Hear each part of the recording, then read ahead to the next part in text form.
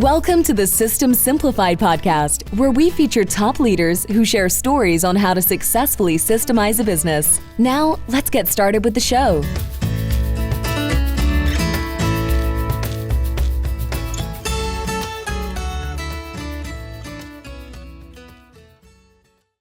Hello, Klevit here, the host of the System Simplified podcast, where I feature top founders, entrepreneurs, and thought leaders about systematizing a business. And today's episode is being brought to you by Business Success Consulting Group, where we create, document, optimize, and implement processes and procedures so businesses can grow and thrive. And today's guest is Beattie. Hi, Megan. Hi, Adi. How are you? Doing great. I am so excited about our conversation, Megan. You are a legend in the home improvement industry. And yeah, you are, because I've been involved with the home improvement world. Many of our clients come from that arena. I interviewed Adi Kaskavalchin on my podcast, Brianna Hetherington, Brian Gottlieb, Scott Berman. Definitely had a lot of our mutual friends on the podcast. But when your name is mentioned, it's definitely, you are the queen of lead generation. So let me introduce you in terms of your bio. So you are a home improvement lead generation consultant and trainer and public speaker. You are an advisor to over 400 multi-million-dollar companies all over the US and Canada. And you really understand what stands behind, like how the buyer thinks and buyer resistance and building lead generation to impact change. So that is your niche, is lead generation. Yeah. Yep. It's my wheelhouse. That's right. How did you get started? Lead generation and call centers and conversions. I actually got started when I was 17 working in the vacation membership industry. So I was a telemarketer for resorts. And so people would enter to win a truck, a boat, an RV in the mall. And then they'd get a call from me saying, hey, you won a little prize and we want to bring you to our resort and take a free tour of the place and see if you'd like to vacation with us in the future. And so I'd get people to drive to our resort. And, I found out a couple of things by doing that type of job. I found out, that I never wanted to work in food service again, because when I was 17 years old, I found out they will pay you a lot of money if you're good at this. I decided this is, and I had a natural knack for it, but really learned a lot of basics, even at that age, that I still use today. So creating fear of loss with customers on the phone, being able to tap into their hot buttons. I learned that at a very early age, and then got into home improvements in 2005. I got into the home improvement industry. I just landed a part-time telemarketing position at a company in the Kalamazoo, Michigan market, and liked it there. I went from part-time telemarketer to call center manager within 30 days, and then I took over director of marketing within a year. And so I basically built out the call center, and he said, well, can you do that with Sam's Club lead generation programs? I said, well, I never have, but sure, I'm sure I can figure it out. And so he put me inside of Sam's Club, and I created teams of people to generate leads and, pitches that we would use in the store that would, get the customer to talk to us. And then he said, well, now you're going to learn how to do door knocking. And I said, oh, well, great. I know nothing about that as well. And he said, well, I'll bring in a consultant to help you with it. And I met my now business partner, Tony Hody, who's now, we're partners in the consulting firm. So, that was many years ago, but I learned how to knock doors. He took me door to door and taught me everything I know about that. And I created a special events program where we did 300 shows and events per year at the company I ended up at. So basically learned every way you could generate a lead face to face or on the phone. I built one of those programs from scratch. So left that company a few years later and ended up at the company that's now kind of my claim to fame, All Weather Seal of West Michigan.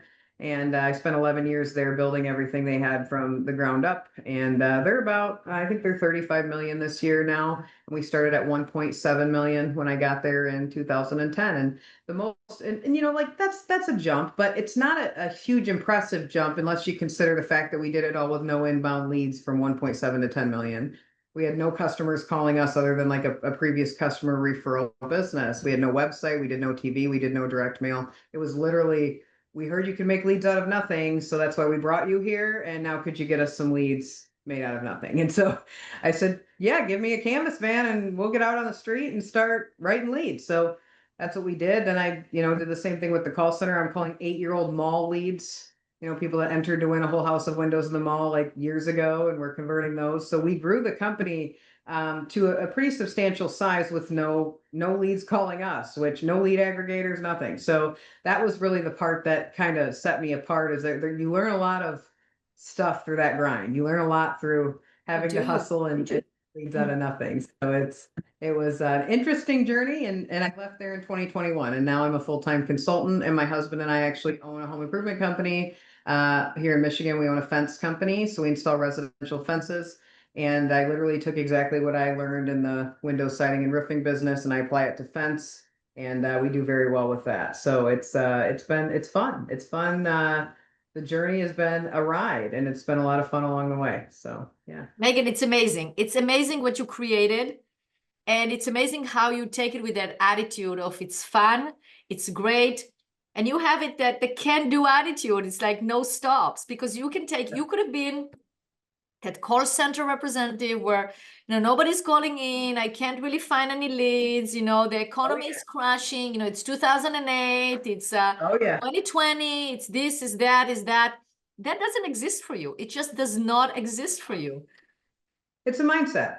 I mean, you decide how successful you're going to be, and that's always been my my theory, and that's, I guess, why I'm popular as a consultant, because I have an urgency around filling the calendar for the sales team, right? And that's the other part of my story. Is I learned one called closed selling when I was at All Weather Seal. Rick Grasso, God rest his soul, was a mentor of mine for over 10 years.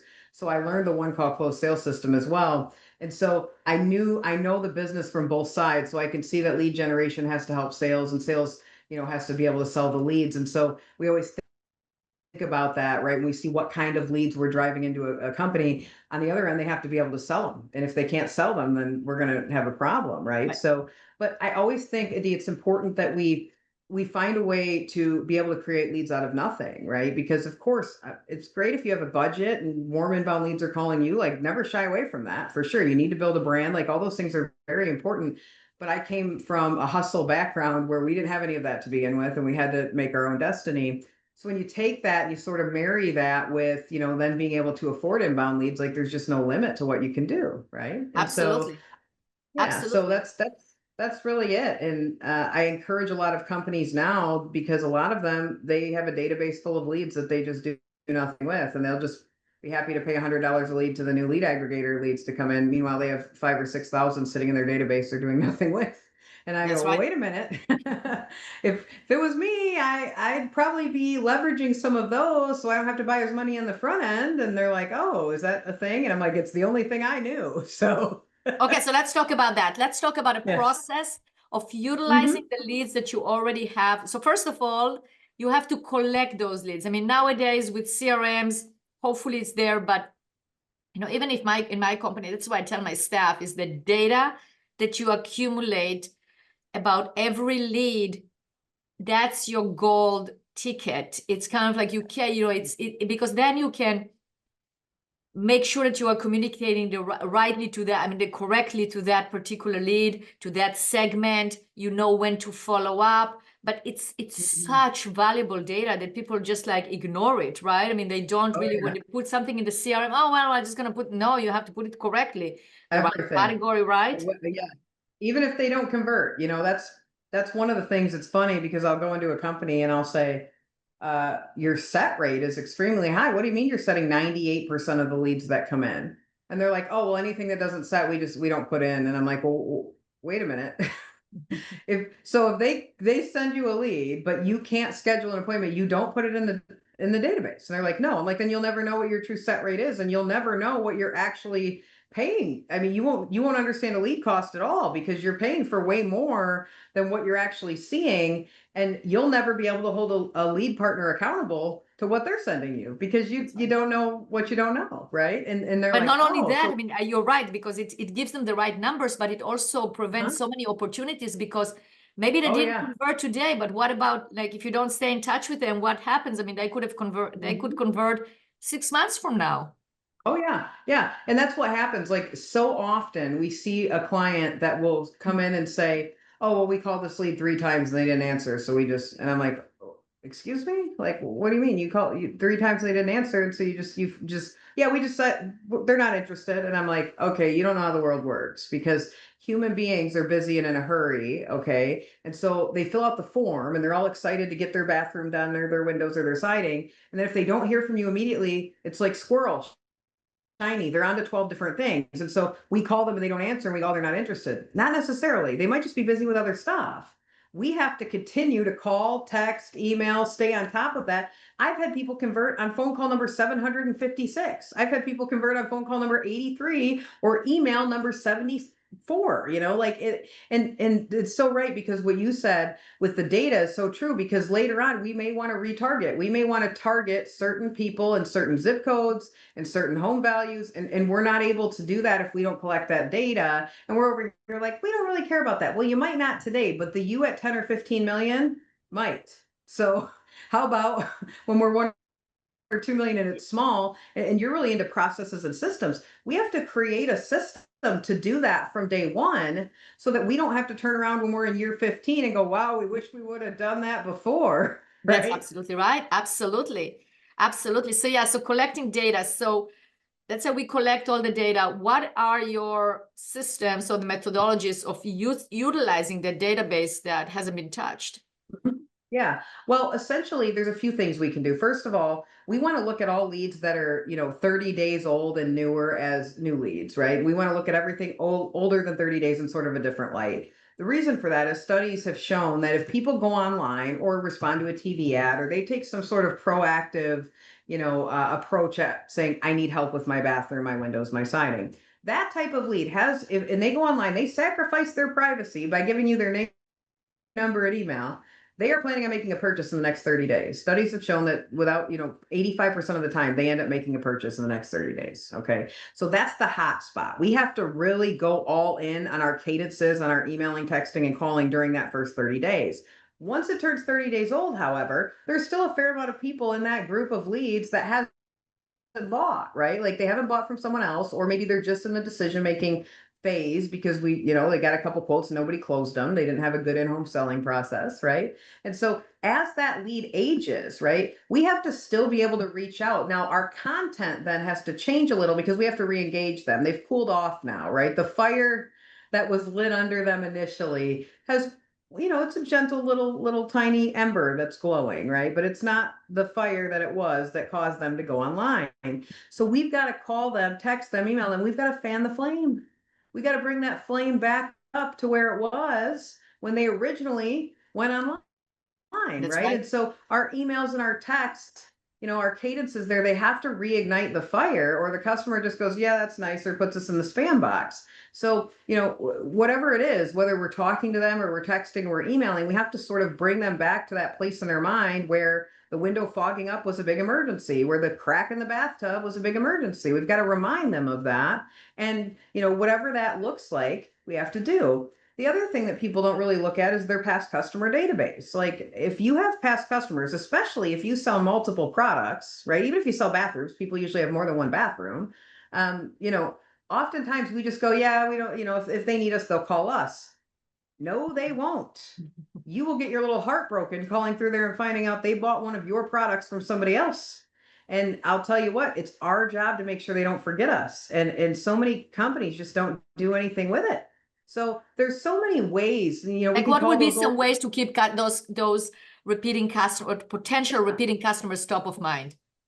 Yeah, there's a lot of ways. We've got like G4 that does a great job with newsletters and staying in front of people on calling them. What we did at my company, which was extremely successful, we saw amazing success with this. We did anywhere between 500 and 750,000 a month every time we dropped one of these past customer mailers. We would send them direct mail, and we would also send them an email blast, and then we would call behind it. So it's like that 1-2 punch, right? We'd send the email, we'd send the call, and there'd be an offer. It'd be, hey, you're part of the such and such company family, so you're going to get a special savings on any future projects because you're part of our family already. And so here's a little special savings coupon, and let us know if you need. Well, then we're going to call behind it and say, hey, did you get our letter in the mail? Oh, we really appreciate your local business, and if you ever decided to do anything else, we'd be happy to help. I got to ask you though, if you were to do anything else in the next year or so, whether that be more windows, doors, siding, roofing, or a bath, I mean, what might be next for you? And then what do? Fan the flame, right? I got to get that flame going under them. So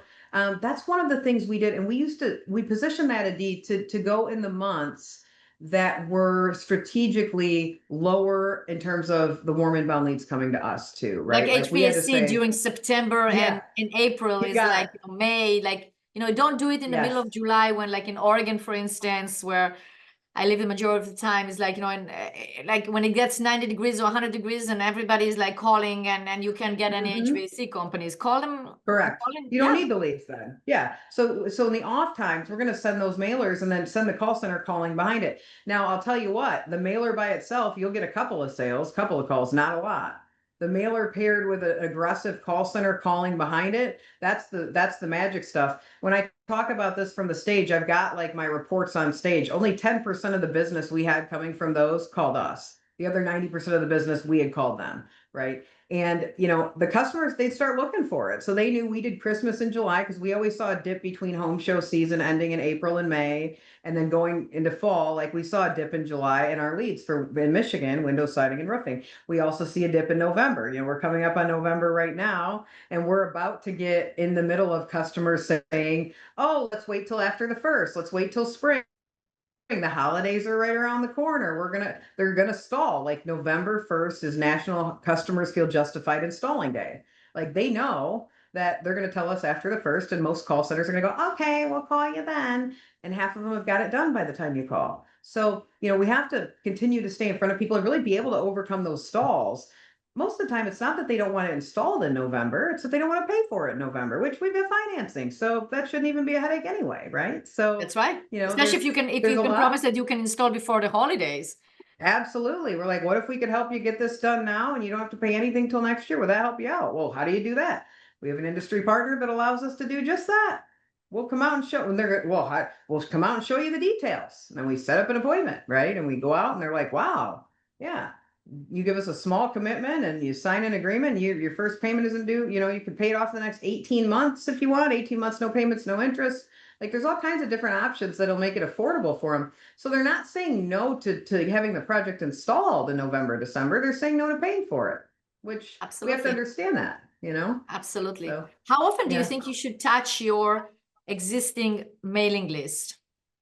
Past customers, we try to hit them at least quarterly with something, right? And at least do the calling a couple times a year. If we call them every month, it's gonna lose its luster, right? So if we call them a couple times a year though and do an aggressive campaign twice a year, we can. But we should be hitting them with something, whether it's a newsletter, whether it's just a thank you card, whether it's something, right? And look, that's also going to remind them that we're here, and don't keep us a secret if your friends and family need something. Like it's going to generate more referrals over time. But we've got to hit them at least quarterly. Like people have the attention span of a goldfish. Like they don't remember what they ate for breakfast yesterday, let alone who they gave $10,000 for windows to last year. So we've got to make sure that they don't get the chance to forget us. With those targeted, mail, email, whatever the case may be. We got him at least quarterly. Absolutely. Absolutely. Mm-hmm. Well, Megan, you have that personality. You have that magnetic personality. You get on the call. I can see that, you just can talk and you can sell, and you have that. And that is what is needed for somebody that knows how to sell.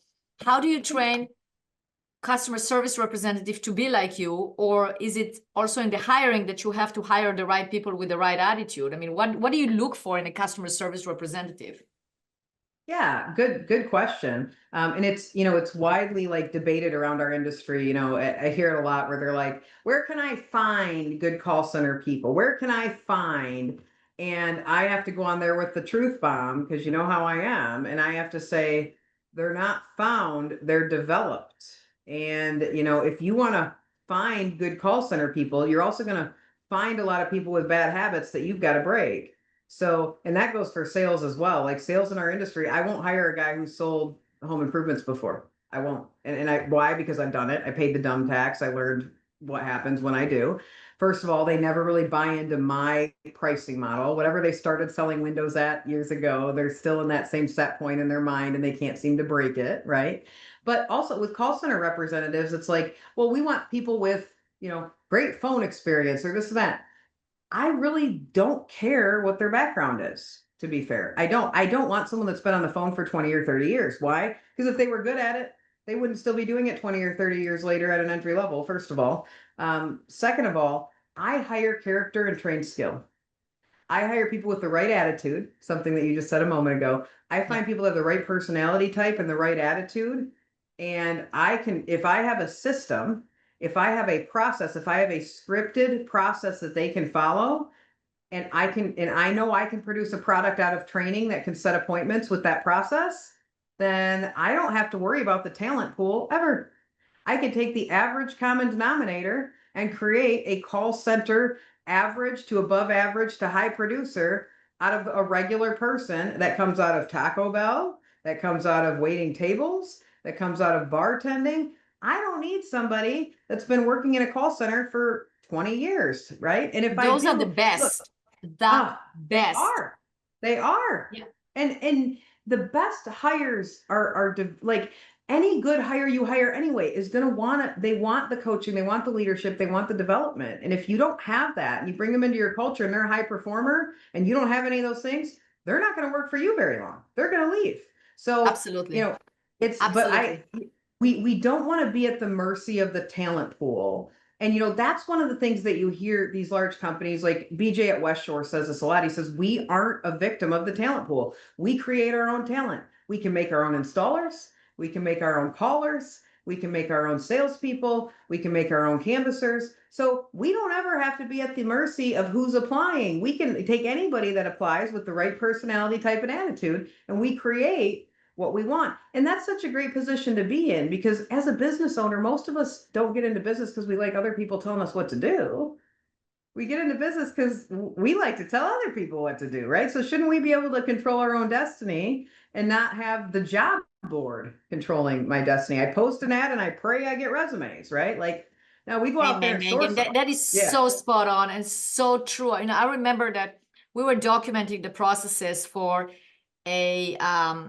it was a property management company, and they did not have processes documented. So the owner felt like he was at the mercy of hiring the property management managers that had experience with that particular software and a way of handling the HOAs, etc.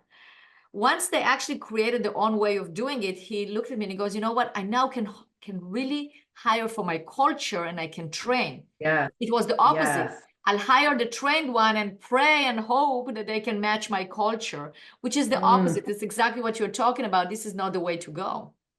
Yeah. Well, and you'll see that because, you can train anybody the skill, but you can't necessarily train the character, right? They either have it or they don't in most cases. Not that people can't grow and, grow in life, but I can't take someone that's been late to work every day for the past 20 years and expect they're going to come into my business and not be late, right? That's inherently who they are. And so the problem is that what we do is we look for that experience and then we make sacrifices on culture because we want this experience so bad that we're like, yeah, we don't care if you're a toxic employee. We don't care if you pollute the environment.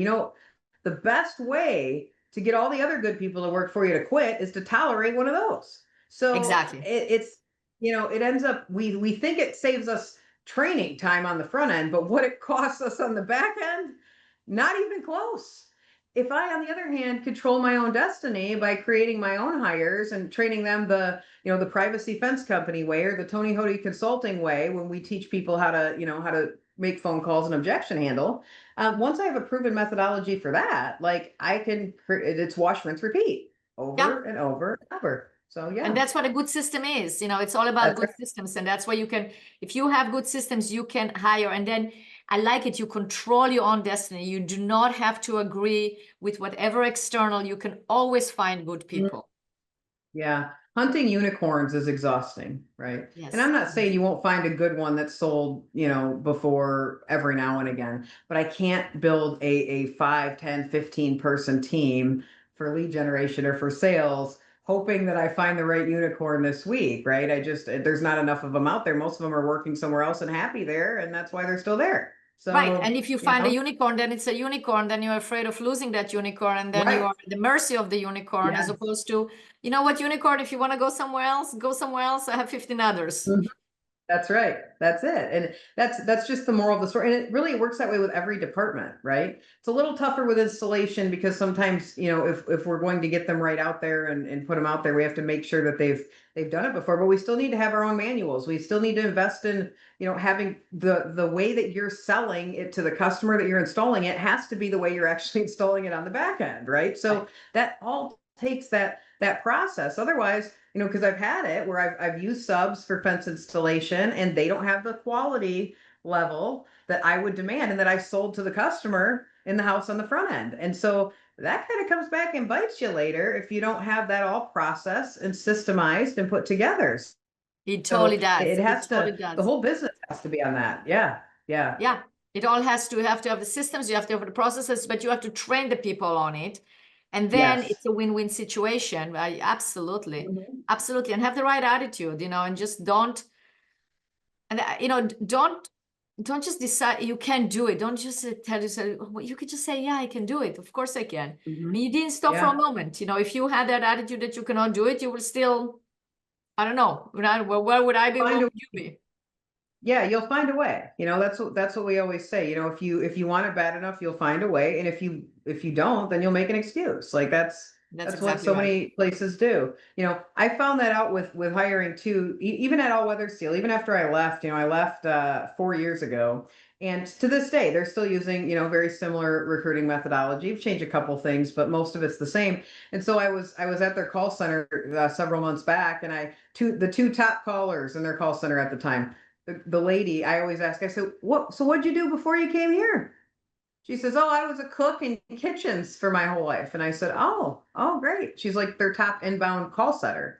And I said, what made you, my next question is always, what made you decide to come here then? Right. I always like to know like what caused them to make the industry shift. And she said, oh, I wanted I want to get out of food and I wanted to get some kind of office job. I don't even really like people, but I really like this job. And I'm like, great. She said, I told my husband about it. He said, I don't know if you like that. She goes, me neither, but I'm going to give it a shot. And she's killing it over there.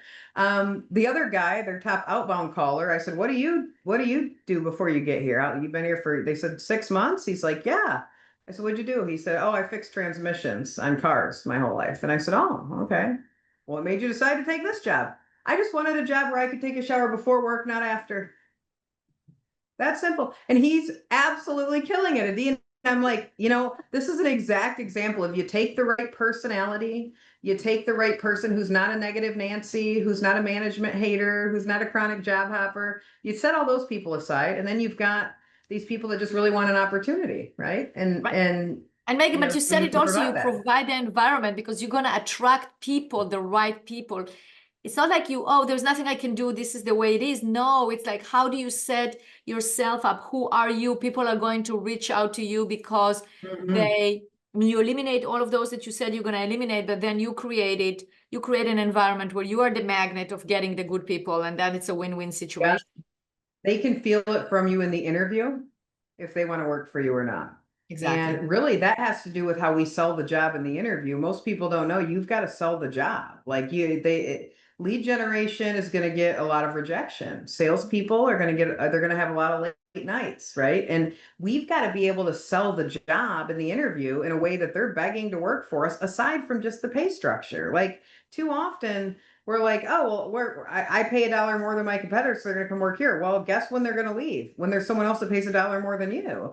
They've got to actually be invested in your mission and your company and everything you're doing as a whole. And if they're not, then they're gone with the next wind. And then you wasted all that training time. So we've got to be able to really get them bought into what we do as a company in the interview so that they're like, yeah, when can I start at the end? Not, well, I got 5 other interviews and that's just their way of saying no, right? And a lot of companies, they don't know how to do that. They think, well, they should be selling themselves to me. Yes, I do agree to some degree, but I'll tell you, the job market now is a little different than it was 20 years ago, right? They can work where they want. Like, we've got to provide a good environment that they want to work in. Yeah, you have to sell everything. It's sell or be sold, right? Everything in life. Sales. So that's right. That's exactly right. Megan, it's amazing talking to you. We probably can talk for hours. If our listeners want to reach out to you and find out how they can hire you as a consultant, how they can talk more to you, they want to reach out. What should they do? Yeah, the best thing to do would be to reach out to me, Megan at tonyhody.com, and just request we do free 30-minute discovery calls where I'll sit down with you. We'll do a Zoom call and just talk about like what your needs are. What problems are you trying to solve that you're giving us a call for? Is your call center underperforming? Is your special events team not generating enough leads? Is your canvassing team really slacking? And we'll sit down and talk about all those things, and then we'll make a recommendation. Sometimes it's to work with us, and sometimes it's not.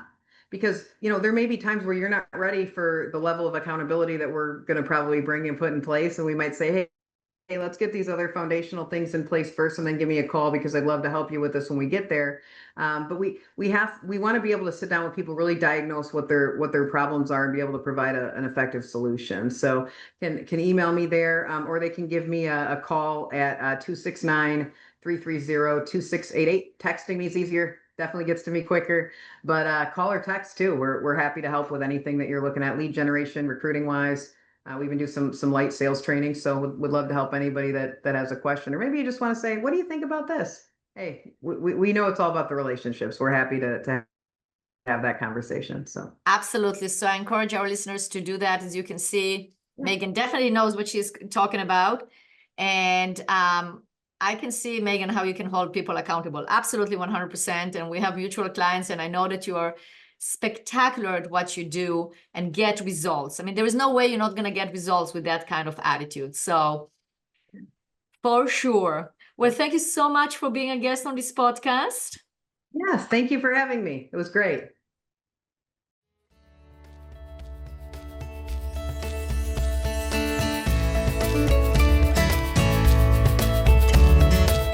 Thanks for listening to the System Simplified podcast. We'll see you again next time, and be sure to click subscribe to get future episodes.